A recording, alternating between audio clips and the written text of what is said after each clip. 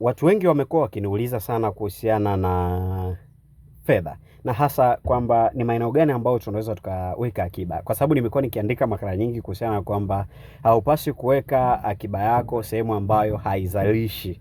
Yani let's say umesema baada ya miaka 10 mimi nataka ninunue kitu fulani, alafu unataka tu unaweka fedha. Hizo fedha nikasema usiziweke account ya benki, at least weka sehemu ambayo zinaweza zikazaa faida kidogo.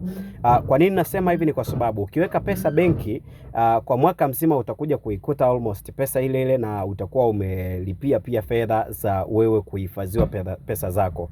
Yani umewalipa kwa wewe kwa kukuwekea fedha zako. Lakini kuna baadhi ya maeneo ambayo ukiweka fedha zako basi zitapata gawio fulani, zitapata faida fulani kutegemeana na kiasi ambacho umekiweka. Ndio maana nimekuwa nikisisitiza kitu cha namna hiyo. Na nikasema uwekaji wa akiba kwenye vibubu ilikuwa ni system ya zamani sana. Simaanishi pesa ambayo utaitumia muda mfupi ujao. Ni kama una malengo makubwa ya kifedha ndani ya miaka 5 au miaka 6 na unataka uweke akiba kwa kipindi hicho, basi kuweka akiba kwenye kibubu ni kupoteza fedha na kuipotezea fedha thamani yake, kwa sababu kuna maeneo ambayo unaweza ukaziweka fedha zako na zikatengeneza thamani kubwa ya fedha zile ambazo uko nazo.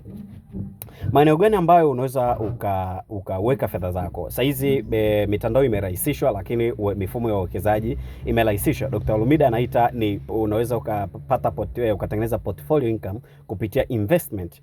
Kuna maeneo ambayo kwa mfano mifuko ya uwekezaji wa pamoja, hapa tunazungumzia let's say trust fund, tunazungumzia let's say UTT-MIC, lakini kuna maeneo kama Mwekeza pia nimeona bado kama wameanzisha hii huduma na ni nzuri, na wanatoa 13% ya fedha ambazo utakuwa unaziwekeza annually. Kwa hiyo ni sehemu nzuri ambao unaweza ukatengeneza faida yako.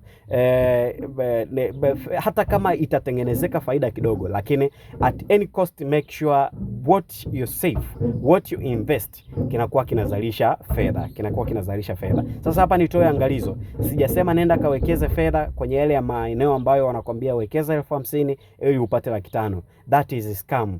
Ukiona maeneo ya namna hiyo ambayo yanatoa faida kubwa na kwa uwekezaji kidogo, hiyo ni scam. Really investment doesn't come in that way. Kuna watu wengi wametapeliwa kupitia makampuni kama LBL, kuna watu wengi wametapeliwa na makampuni kama FIC, kuna wengine walitapeliwa na makampuni kama Permafund. It's okay, kuna wachache ambao wananufaika na wananiambia okay, we have bought this and this, lakini it is not legit. There comes a moment ambapo it will come a moment ambapo inakuja kudisappear na utakuwa umepoteza fedha zako, hasa those who come rate. Na bahati mbaya sana uwezo ukatabiri kwamba am I right au nimeiwahi kampuni. Kwa jihadhari sana, unaweza ukawekeza Mwekeza ukapata 13%, ukawekeza UTT-MIC ambako wale wanakusanya mitaji, na baadaye unaweza ukapata faida mpaka ya 12% au mpaka 12 mpaka 15 kutegemeana na utendaji wa mifuko hiyo kwa mwaka. Ni sehemu nzuri pia. Au ukaweka kwenye benki, ukaweka kupitia fixed deposit. Ni maeneo mazuri pia. Ukaenda kuweka fedha kwa sababu kuna gawio fulani inawezekana wakawa wanakupatia. Kwa hiyo unaweza ukawa unapata na ikakusaidia pia. Nafikiri nitakuwa nimejibu maswali ya baadhi ya watu ambao mlikuwa mnajiuliza. Lakini maeneo ambao unaweza kaweka fedha zako mengine ni kwenye eneo la hisa. Unaweza kaweka ukanunua hisa. Kuna hisa za CRDB, hisa za NMB. Tafuta yale masoko ambayo yanafanya vizuri, zile kampuni ambazo ziko zinafanya vizuri kabisa sokoni, halafu nunua hisa zake. Usinunue tu kila kampuni kwa sababu hisa bei yake iko chini hivi na hivi.